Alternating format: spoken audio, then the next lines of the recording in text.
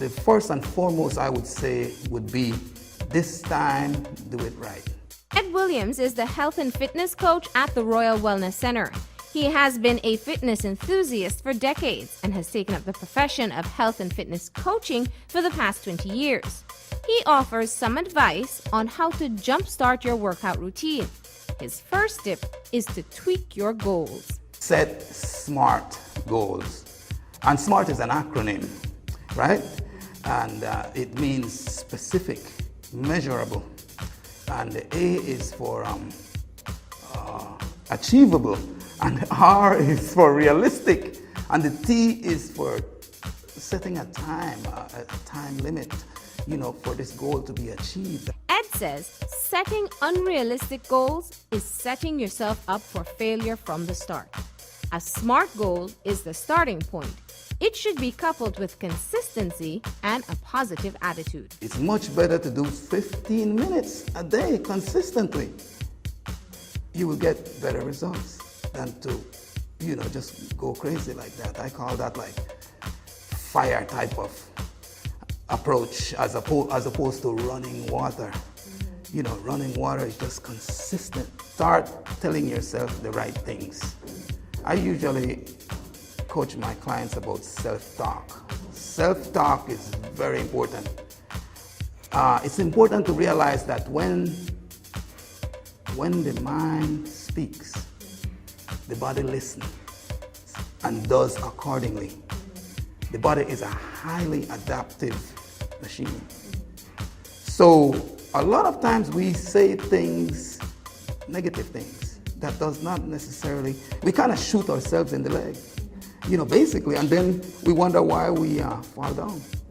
But we did it to ourselves. And his advice for the first days back in the gym? Start slowly. If you overdo it in the beginning, you'll end up stiff and sore and unable to move the following day. Then there's going to be no continuity, right? So the thing to do is, and again, this is where the importance of some help is, right? Is to start gradually. But start out like you're going to run a marathon. Not like you're going to do a 60-yard dash, because then, you're going to run out of steam, According to Ed, the rule that applies here is the same rule that applies to each and every workout, what he calls the anatomy of a workout. The body has a system that's pretty much like the gears of a vehicle, right? When you start an activity, you start out in the first gear, right? First gear, but in gear in terms of where the energy is coming from that your body is utilizing. And first gear is glycogen in the blood, sugar in the blood, right? That's first gear. But the thing about sugar is it's like burning coal. There's a lot of soot and byproducts and stuff like that. And there is lactic acid buildup. And there is fatigue. So whilst you're burning sugar, you feel this fatigue, you feel this urge to stop doing whatever you're doing, right? And then wind Belize say, then you break your wind. But it has nothing to do with wind. And he says, then all of a sudden you can go. But what happens is your body now shifts gear from burning sugar to burning fat. Now burning fat is like burning butane gas. There's no soot, there's no lactic acid buildup. There's minimal fatigue. Normally, I recommend that there be 4 specific parts to a workout, any workout, all the time.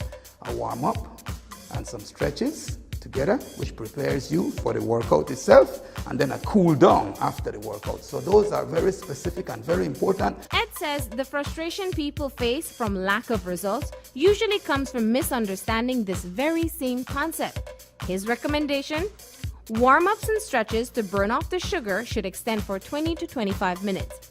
The workout itself for another 20 to 25, and the cool down requiring 5 to 10. Earl Nightingale said, life's greatest opportunities always come brilliantly disguised as problems and challenges. as I look out here on Marine Parade in the evenings especially, what I see is Belizean Olympians. Everyone is an Olympian. It's important to feel good about yourself whilst doing exercise, right? So I want to encourage everyone, regardless of whether you have never done any exercise in your life, think of yourself as an Olympian. This is your Olympics, right? And you want to be proud about it, and you want to, really get excited